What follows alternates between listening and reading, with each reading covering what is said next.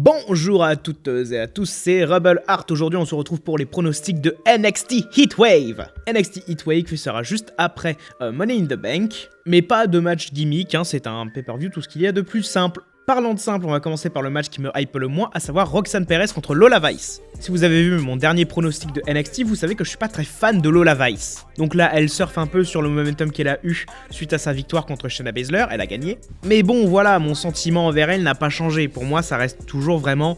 Elle est pas mauvaise sur le ring, qu'on se le dise, elle est vraiment pas mauvaise sur le ring, elle pourrait être bien pire. Mais son personnage, il me fait chier son personnage. Je pense pas qu'elle soit prête pour devenir championne et du coup je vais voter pour une victoire de Roxanne Perez qui elle est déjà bien prête, déjà bien établie. Je pense que quelqu'un qui doit battre Roxanne Perez doit la battre, ça doit être quelqu'un de convaincant. Alors en l'occurrence Lola Vice, je trouve qu'elle est pas bien convaincante. Kelani Jordan contre Sol Ruka. Bon, j'ai perdu C'est Kelani Jordan qui a décroché la ceinture nord-américaine de la NXT. C'est pas un mauvais choix, on va se le dire.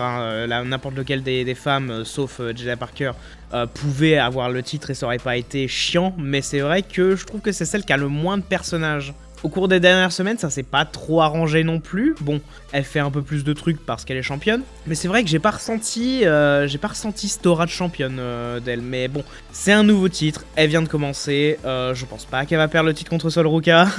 C'est ni le moment ni la bonne personne contre qui le perdre. Sol Ruka est encore un peu verte sur le ring. Il y a moyen que le match soit bon, il n'y a pas de souci de ce côté-là. Maintenant, c'est vrai qu'il faudrait vraiment que Kelani Jordan se trouve un personnage bien établi parce que là, elle est encore un peu trop fade.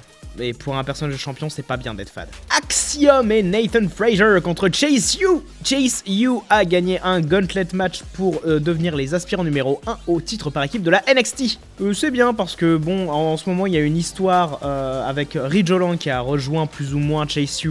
Mais personne ne fait confiance à Ridge Holland parce que oh là là, il blesse ses adversaires. C'est vraiment une belle histoire que vous êtes en train de raconter sur un mec qui a blessé des gens sans faire exprès et qui se sent trop mal par rapport à ça.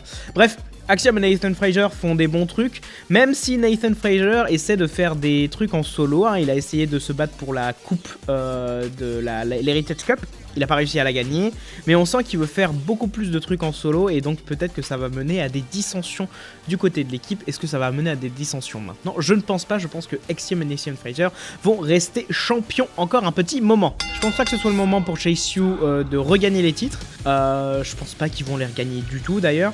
Je sais pas trop où l'histoire se dirige avec Ridge Holland, mais j'ai envie de voir où ça se dirige. Pour l'instant, je suis juste intrigué.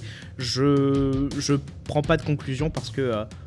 je sais pas, who knows. Obafemi contre Wesley. Obafemi a détruit Wesley et Joe Coffey lors de NXT Battleground. Mais non content de ce résultat, Wesley dit hey, je veux te battre one-on-one pour ce titre. Je veux qu'il y ait personne d'autre qui se bat entre nous. Je veux que ce soit toi contre moi. Ça prouve un grand courage de Wesley qui se bat contre quelqu'un qui fait 2 têtes de plus que lui. Mais Wesley est excellent, Obafemi est excellent.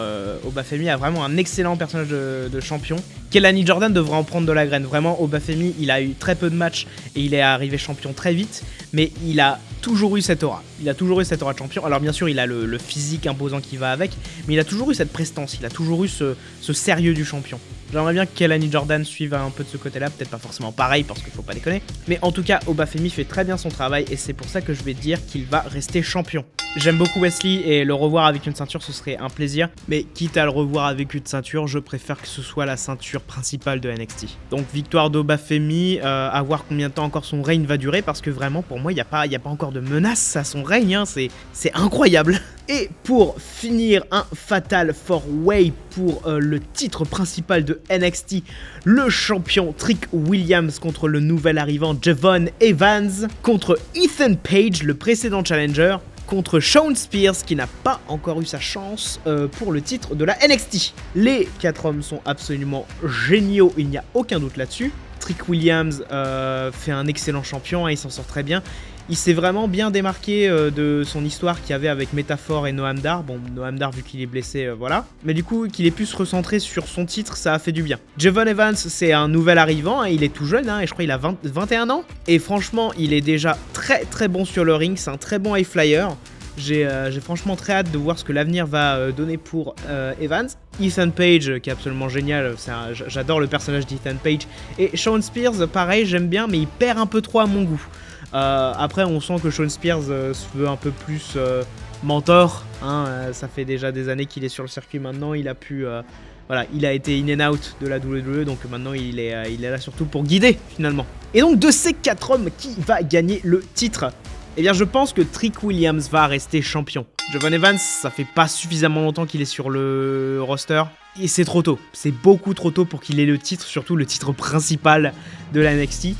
Ethan Page, je le verrais bien peut-être gagner sur un malentendu, mais pour moi c'est trop tôt. Comme j'ai dit au dernier pronostic, Trick Williams est très très populaire, c'est un très bon champion, ça serait du gâchis que de lui retirer la ceinture maintenant.